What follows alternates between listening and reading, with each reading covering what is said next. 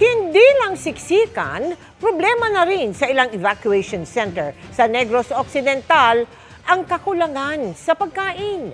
Dahil hindi pa masabi kung kailan titigil ang aktibidad ng Bulkang Canlaon, pinag-aaralan na ang deklarasyon ng State of Calamity.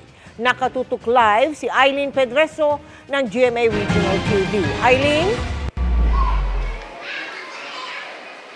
Mel, pinaghahandaan na ng Lacasillana LGU sakaling tumagal pa hanggang sa susunod na linggo ang mga evacuees dito sa evacuation center sa Lacasillana sa Negros Occidental. Baka kasi ang ilan sa kanila ay dito na rin piliin na magdiwang ng Pasko. Diyos ko, akong kabataan, wala pa di maluoy, mangka Diyos ko.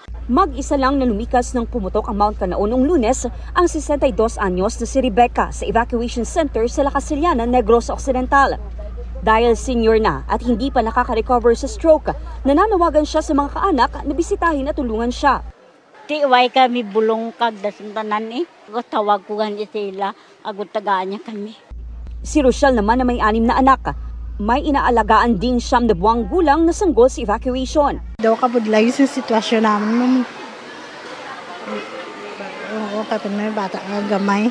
Sina Rebecca at Rochelle, kabilang sa mahigit 9,000 residente na pansamantalang nananatili sa 11 evacuation center sa bayan. Sa dami, bukod sa problemang siksikan, palaisipan na rin sa LGU kung paano mapapatuloy ang pagsusupply ng pagkain at iba pang pangangailangan ng evacuees. Problema natin is the food.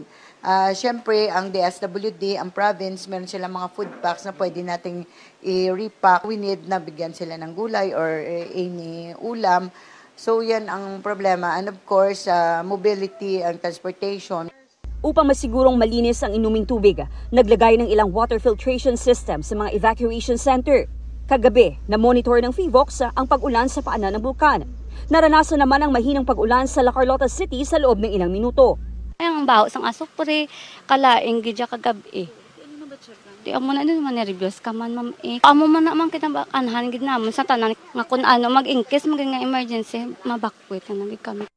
Sa gitna niyan, pinaghahanda pa rin ang lahat sa posibleng lahar flow sa tinatawag na downstream barangays. Sa La Carlota City, apektado ng ashfall ang mga taniman ng tubo.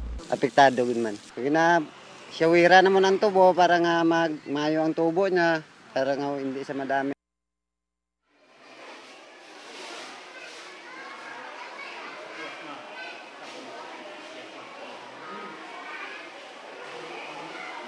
Mel, patuloy naman ang koordinasyon ng LGU sa iba pang ahensya ng gobyerno upang matugunan ang pangangailangan ng mga evacuees. Yan munang latest mula dito sa Lacasillana. Balik sa inyo dyan, Mel. Maraming salamat sa iyo, Eileen Pedreso ng GMA Regional TV.